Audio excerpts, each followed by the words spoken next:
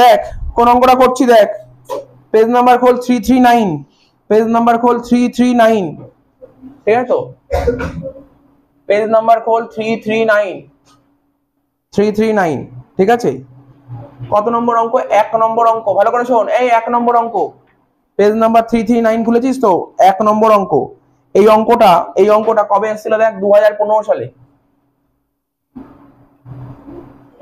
এই অঙ্কটা কবে এসেছিল? 2015 সালে। তো অঙ্কটা করছি, কি কি বের করতে বলেছে? কারেন্ট রেশিও আর লিকুইড রেশিও, তাই তো। এদিক টাকা, কথা বলিস না, বারবার বলছি কথা বলিস, খুব ডিস্টার্ব হচ্ছে আমার।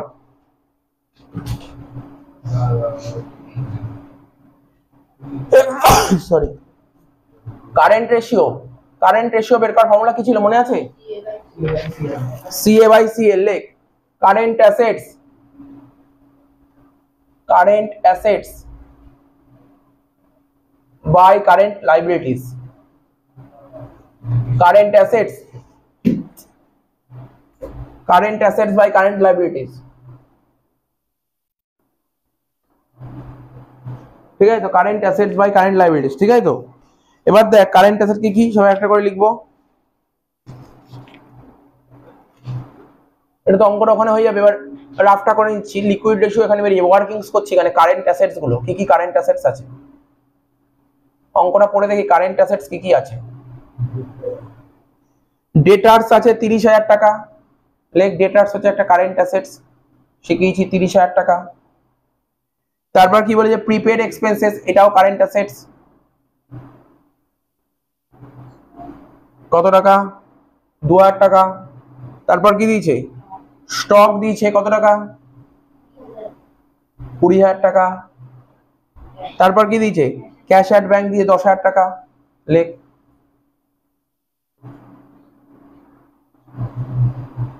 তাহলে কত হচ্ছে? 30, 20, 50, 10, 60 আর 2, 62,000 টাকা। কারেন্ট অ্যাসেট বেরোলো কত? আমার 62,000 টাকা লিখে দিলাম এখানে। ঠিক তার নিচে লিখবো কারেন্ট লাইবিলিটিস। কারেন্ট লাইবিলিটি কি কি ছিল দেখি।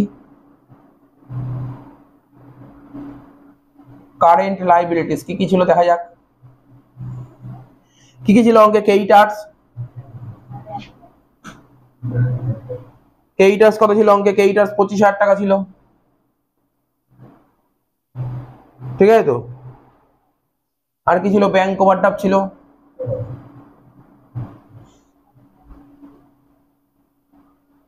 ব্যাংক ওভারড্রাফট কত ছিল? 6,000 টাকা।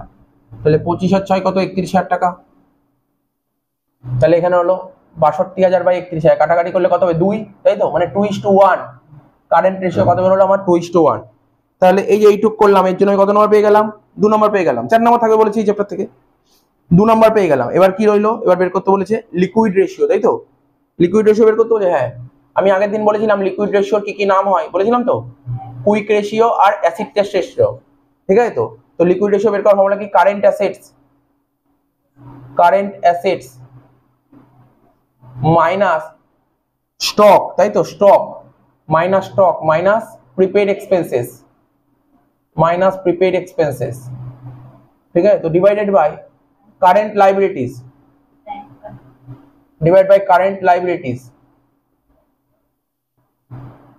মাইনাস ব্যাংক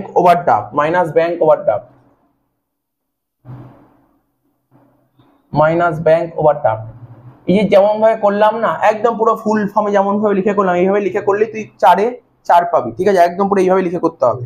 তাহলে কারেন্ট অ্যাসেট কত বেরিয়েছিল আমাদের? 62,000 টাকা। স্টক কত ছিল? স্টক দেখ, স্টক 20,000 টাকা ছিল, এই স্টকটা 20,000 টাকা খেলে। মাইনাস প্রিপেড এক্সপেন্স কত ছিল? 2,000 টাকা, এখানে প্রিপেড এক্সপেন্স 2,000 টাকা। ডিভাইড বাই কারেন্ট লাইবিলিটি কত ছিল? 31,000 টাকা। আর ব্যাংক ওভারড্রাফট কত ছিল? 6,000 টাকা। তাহলে 62 থেকে 20 বাদ দিলে 42 থেকে 2 বাদ দিলে 40,000, 40,000 বাই 25,000, তাই তো। 40,000 বাই 25,000 করলে কত হচ্ছে? 1.6 বাই, মানে কি ইস্টু বলবি, 1, ঠিক আছে তো। 1.6:1 বোঝা গেল? অঙ্কটা শেষ হয়ে গেল কিন্তু, দেখ টুকে নে, অঙ্কটা শেষ হয়ে গেল। দেখ এরপরে দেখ 340 পাতার 2 নম্বর অঙ্ক, এটা 2016 সালে এসেছিল, ঠিক আছে তো। দেখ কি বলেছে অঙ্কটাই, বলেছে টোটাল সেল বলেছে 2,60,000 টাকা, ক্যাশ সেল বলেছে 60,000 টাকা, ওপেনিং ডেটার্স বলেছে 20,000, ক্লোজিং ডেটার্স বলেছে 30,000, গ্রস প্রফিট বলেছে 52,000। বলছে তুমি ডেটার্স টার্নওভার রেশিও বের করো। ডেটার্স টার্নওভার রেশিও লিখি, ডেটার্স টার্নওভার রেশিও, ডেটার্স টার্নওভার রেশিও। এর লাস্ট ক্লাসে বলেছিলাম যে কোনো টার্নওভার রেশিও বলুক, যাই টার্নওভার রেশিও বলুক, যেই টার্নওভার রেশিও বলুক, টার্নওভার মানে কি রিপ্রেজেন্ট করে? সেল। টার্নওভার বললে সবসময় উপরে সেল বসবে, উপরে কি বসবে? সেল বসবে। এখানে দাগ দিলাম, এখানে লিখবো সেলস, এখানে সেলস লিখবো, ঠিক আছে তো? আর কি টার্নওভার বলেছে? যেই টার্নওভার বলেছে, যেই টার্নওভার সেটা নিচে বসবে। তাহলে কি নিচে বসবে? ডেটার্স নিচে বসবে, ঠিক আছে তো? আর একটা কথা, ডেটার্স, ডেটার্স কাকে বলে? যাদেরকে আমরা ক্রেডিটে গুডস বেচি। তার মানে এখানে কোন সেল বসবে? ক্রেডিট সেল, টোটাল সেল না, ক্রেডিট সেল বসবে। কি বসবে এখানে? Credit sales. এখানে লিখবো ক্রেডিট সেলস, ক্রেডিট সেলস, ঠিক আছে? আর এখানে ডেটার্স বলতে কি ডেটার্স বোঝানো হয়? এভারেজ ডেটার্স। কি ডেটার্স? এভারেজ ডেটার্স, এভারেজ ডেটার্স লিখ, এভারেজ ডেটার্স, এভারেজ ডেটার্স, ঠিক আছে তো? এবার আমরা এখানে রাফটা করে নিই নিচে। ক্রেডিট সেল, ক্রেডিট সেল বের করবো কি করে জানি তো আমরা? টোটাল সেল থেকে যদি ক্যাশ সেল বাদ দিই তাহলে ক্রেডিট সেল বের হয়। লেখ total sales minus cash sales, লেখ total sales minus cash sales, ওখানে হয়ে যাবে অ্যানসারটা। Total sales minus cash sales. Total sale কত ছিল অঙ্কে? টোটাল সেল ছিল অঙ্কে 2,60,000 টোটাল সেলস, আর ক্যাশ সেল ছিল 60,000। তাহলে কত হলো ক্রেডিট সেল? 2 লাখ হয়ে গেল তো? এবার কি করব? এভারেজ ডেটার্স, এটা সোজা জিনিস তো, নরমাল ব্যাপার। এভারেজ ডেটার্স কি করব? ওপেনিং ডেটার্স যোগ ক্লোজিং ডেটার্স ডিভাইড বাই 2, বুঝতে পারলে? এটা হচ্ছে এভারেজ ডেটার্স। তাহলে লেখ এভারেজ ডেটার্স, ওপেনিং ডেটার্স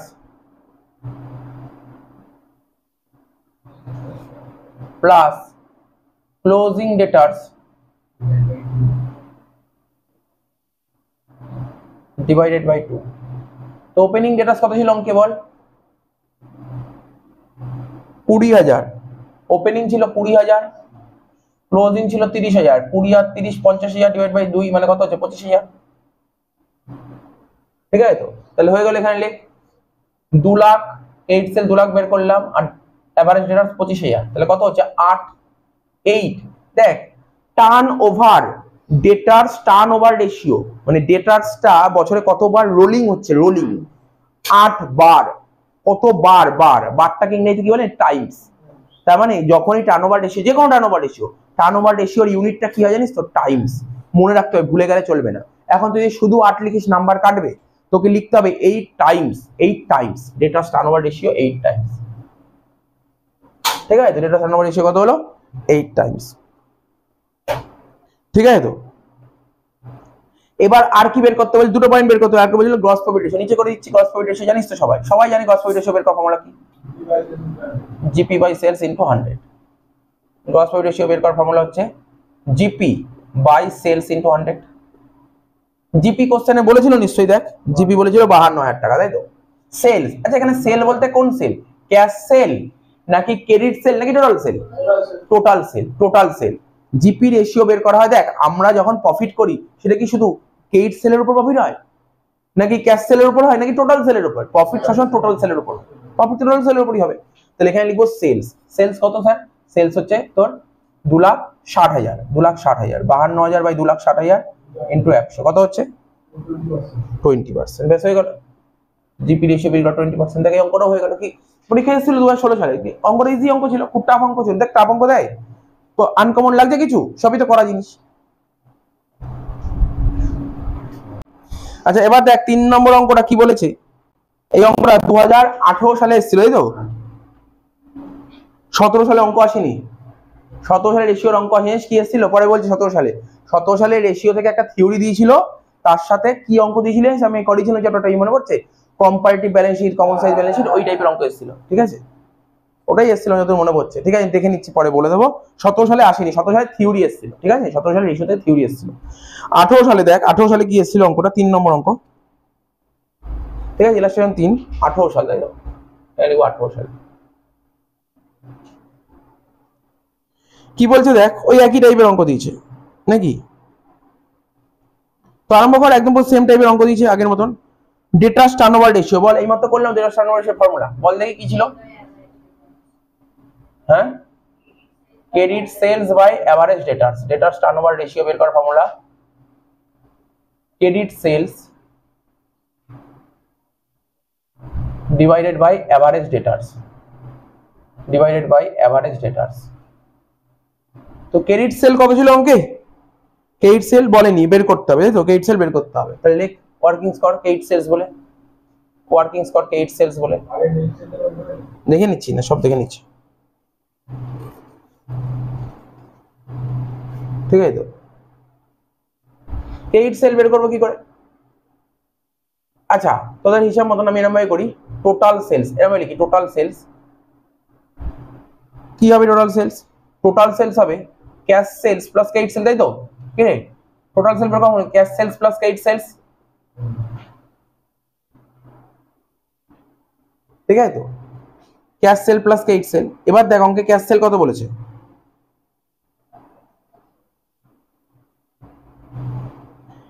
অঙ্কে টোটাল সেল বলে দিয়ে 9 লাখ টাকা, ঠিক আছে? অঙ্কে টোটাল সেল বলে দিয়েছে 9 লাখ টাকা, আর সেল রিটার্ন বলেছে কত? অঙ্কে সেল রিটার্ন কত বলেছে বল?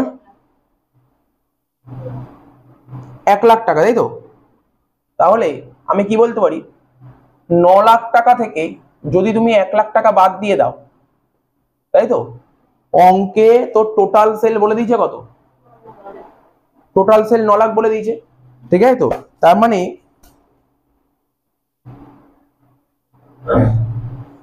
Total sell equal to cash sale plus credit sell, তারপরের লাইনে আমরা লিখি নেট সেল করে দেব, বেটার হয় নেট সেলস, কারণ এই অঙ্কে আছে net sell equal to cash sell কত বলেছে অঙ্কে? 2,50,000। ক্রেডিট সেল তো জানা নেই, বের করব, ঠিক আছে? তো নেট সেল বের করার ফর্মুলা কি? টোটাল সেল, টোটাল সেল থেকে সেল রিটার্ন বাদ দিলে, টোটাল সেল থেকে সেলস রিটার্ন বাদ দিলে হয় হচ্ছে নেট সেলস, এটা 2.5 লাখ, আর cash sales sorry credit sales,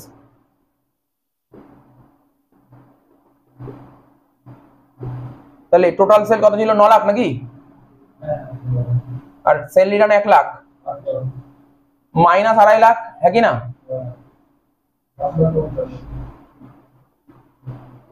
এটা হচ্ছে ক্রেডিট সেলস। ক্রেডিট সেল কত হচ্ছে বল? ক্রেডিট সেল কত হচ্ছে? ক্রেডিট সেল কত হচ্ছে বল? 5,50,000, তাই তো? ক্রেডিট সেল কত হলো? 5,50,000 ডিভাইড বাই এভারেজ ডেটার্স। কি রে, বুঝতে পেরেছিস নাকি বুঝিসনি? এভারেজ ডেটার্স কি করতে হবে? Opening debtors plus closing debtors divide by 2, তাই তো? নিচে লেখ এভারেজ ডেটার্স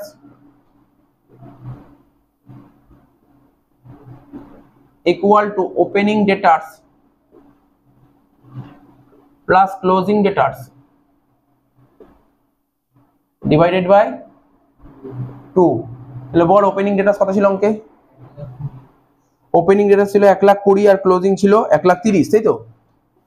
1,20,000 যোগ 1,30,000 ডিভাইড বাই 2, তখন কত হচ্ছে? 2 লাখ।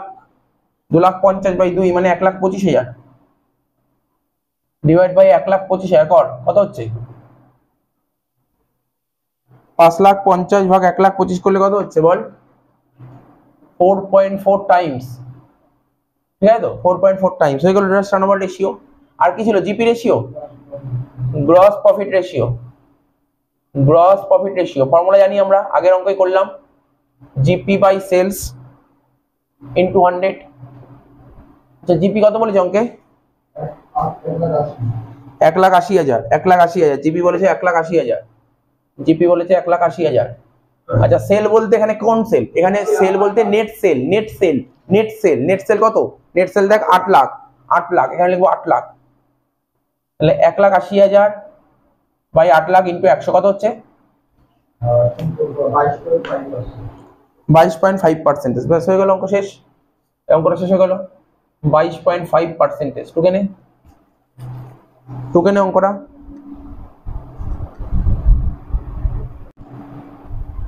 দেখ 4 নম্বর অঙ্কটা দেখ, এই অঙ্কটার পেজ নাম্বার 341, তাই তো?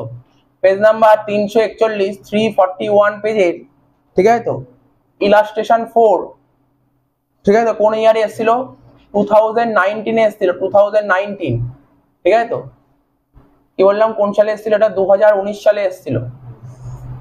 কোশ্চেনটা কি বলেছে?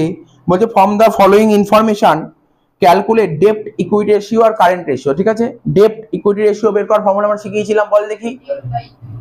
ডেপ্ট বাই ইকুইটি, লেখ ডেপ্ট ইকুইটি রেশিও বের করার ফর্মুলা কি?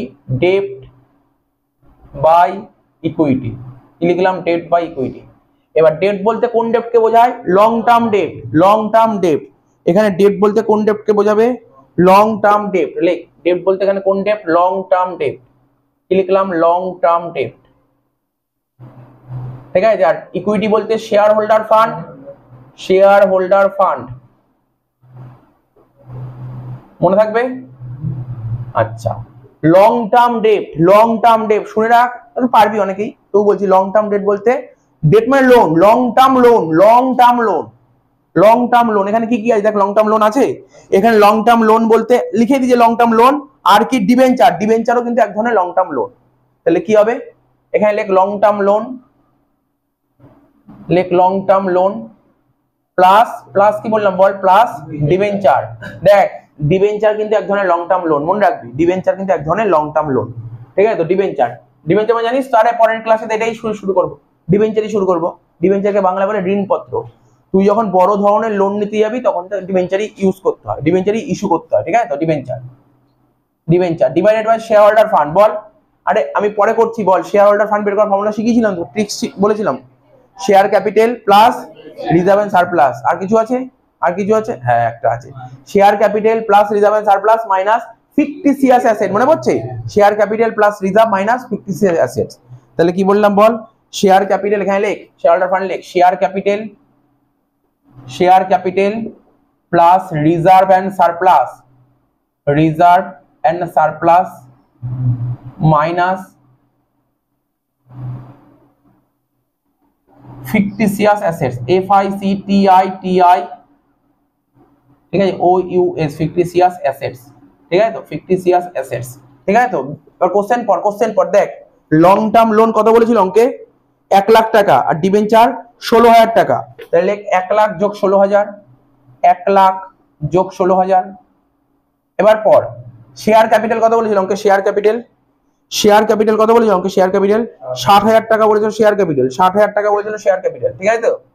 আচ্ছা, রিজার্ভ এন্ড সারপ্লাস দেখ, ওরা স্যার কোশ্চেন তো রিজার্ভ এন্ড সারপ্লাস দেয়নি, জেনারেল রিজার্ভ। আরে জেনারেল রিজার্ভ কার মধ্যে থাকে? জেনারেল রিজার্ভ রিজার্ভ এন্ড সারপ্লাসের মধ্যে থাকে, ঠিক আছে তো? তো কত দিয়েছে জেনারেল রিজার্ভ?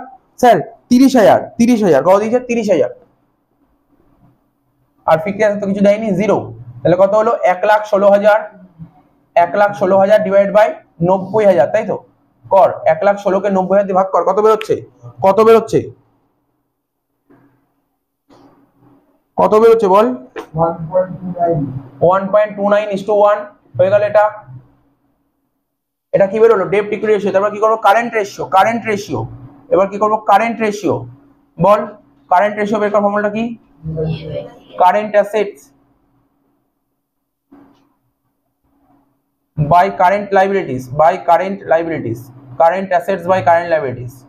তাহলে এখনো পর্যন্ত আমি যে ইয়ারের অঙ্কগুলো করালাম, একটা ইয়ারেই পরীক্ষা আছে 15 থেকে 19 এর মধ্যে, তার মধ্যে 17 সাল আসেনি। কি কি পেয়েছিস? কারেন্ট রেশিও পেয়েছিস, লিকুইড রেশিও পেয়েছিস, ডেটার্স টার্নওভার রেশিও পেয়েছিস, গ্রস প্রফিট রেশিও পেয়েছিস, 4টে। আর কি ডেপ্ট, মানে এই 5টা রেশিওই এসছে এখনো পর্যন্ত পরীক্ষায়, ঠিক আছে? এই 5টা রেশিওই এসছে, ঠিক আছে? তো দেখ কারেন্ট অ্যাসেটস, কারেন্ট অ্যাসেট বের করার ফর্মুলা জানি আমরা কি করে কারেন্ট অ্যাসেট বের করতে হয়, এখানে বলেই দিয়েছে। এখানে কারেন্ট অ্যাসেট বলতে কি কি বল? এই অঙ্কে কারেন্ট অ্যাসেট কি আছে?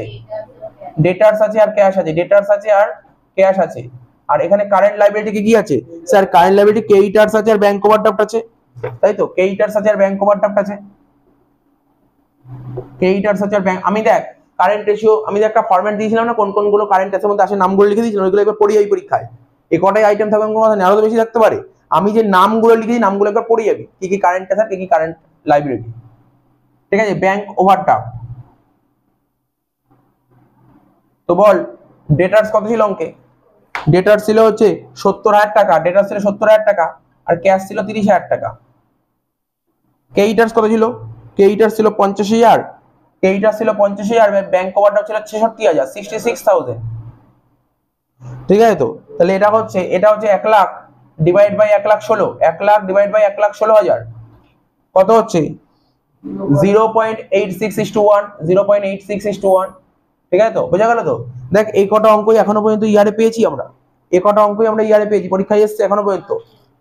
মানে ক্যালকাটা ইউনিভার্সিটি কি বলছে, আমাদের ওয়েস্ট বেঙ্গল বোর্ডে যে পরীক্ষা হয়েছে 15 সাল থেকে নিউ সিলেবাস আরম্ভ হয়েছে। 15 সালে ফার্স্ট পরীক্ষা হয়েছিল, 15 সালে অঙ্ক করালাম, 16 করালাম, 17তে কোশ্চেন আসেনি রেশিও থেকে, অঙ্ক আসেনি, 18 করালাম, 19 করালাম। স্যার 20 সালে অ্যাকাউন্টস পরীক্ষা হয়নি, 21 সাল পরীক্ষা ক্যান্সেল হয়ে গেছে।